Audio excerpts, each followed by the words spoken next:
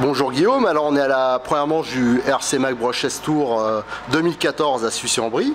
Alors c'est l'occasion que tu nous présentes un peu le MBX7 Eco et l'électronique que tu utilises. D'accord. Alors déjà le nom donc MBX7 Eco, c'est vraiment la version électrique.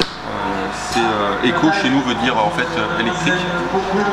Donc la version, on va récupérer les trains en roulant du MBX7 standard qu'on pouvait connaître. Donc le MX7 Nitro, et puis derrière en fait on a refait donc un nouvel allègement pour stocker le pack et le variateur. En termes de combo électrique, donc j'utilise les moteurs et on distribue les produits Hacker, donc avec le moteur, variateur et accu, donc à la fois pour le 10e ou pour le 8e. Donc pour ceux qui ne connaissent pas la marque Hacker, c'est en fait un fabricant allemand qui vient en fait à la base des moteurs industriels. Et qui en fait qui a créé une division en fait modèle réduit. Donc Hacker aujourd'hui ils étaient très présents dans le monde aéronautique avec à la fois avions ou hélicoptères et les drones. Et maintenant en fait ils ont créé une division Carline depuis l'année dernière. Du coup le Hacker aujourd'hui on a donc des moteurs qui s'appellent des moteurs Scalar.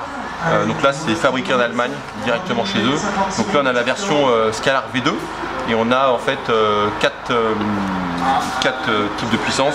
On a du 2300 kV, 2100 kV, 1900 et 1750. Très clairement c'est des moteurs qui sont très puissants et très coupleux, et je constate d'après le ressenti des gens qui sont passés sur du Hacker qu'il y a des différences de puissance. D'une marque à l'autre, on a l'impression que les KV sont pas pareils. C'est pas le même que j'ai présenté sur RC Mag? Si, c'est celui-là. D'accord. C'est le même. Donc ça c'est un Scalar V1 et là on a les Scalar V2 qui sont arrivés. Donc le V2 c'est un volume interne réduit, donc moins de volume d'air, plus de performance, plus de couple et plus léger également. Donc là en fait c'est ce qui s'est passé. Donc aujourd'hui on a une offre chez tous nos revendeurs avec un combo Hacker et le MBX7 Eco qui a un prix vraiment intéressant, et le prix ne change pas peu importe la puissance du moteur que vous allez utiliser.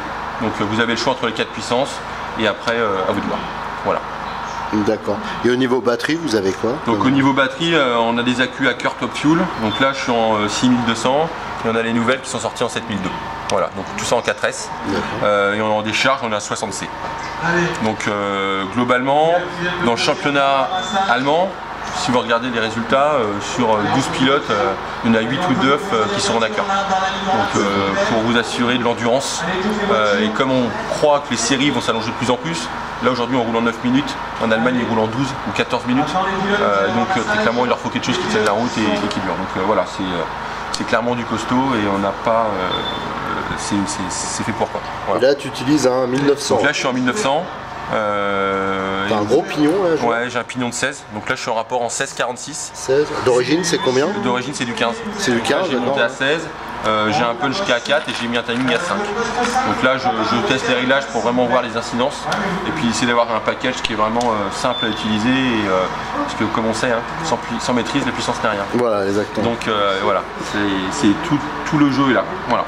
Et tu peux nous parler un peu de ta course, les essais, enfin ce que tu as fait évoluer, les différences de réglage entre le thermique. Est-ce qu'il y a des différences? Est-ce que toi tu trouves qu'il y a des différences de réglage au niveau des différentiels, au niveau des amortisseurs?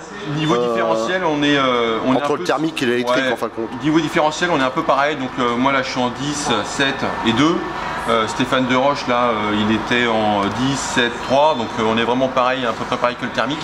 Là où c'est un peu différent, c'est que sur l'éco d'origine, on a une version qu'on vend en M-Spec. M-Spec ça veut dire fabriqué en usine, monté en usine.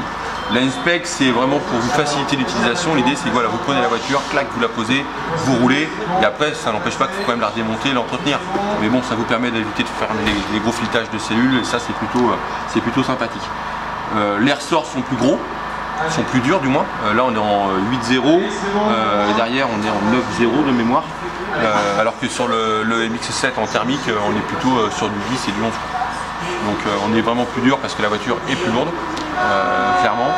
Et puis voilà, mais après on retrouve la mécanique, les trains roulants qui sont le bon concept. En termes de répartition des masses, on a quand même quelque chose qui est vraiment centré vers le centre de la voiture.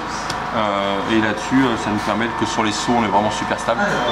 Là, je vois, on a des gros jumps qu'on peut avoir juste après le comptage et pas de soucis, quoi. Donc ça, c'est plutôt signe de bonne naissance. Voilà. D'accord.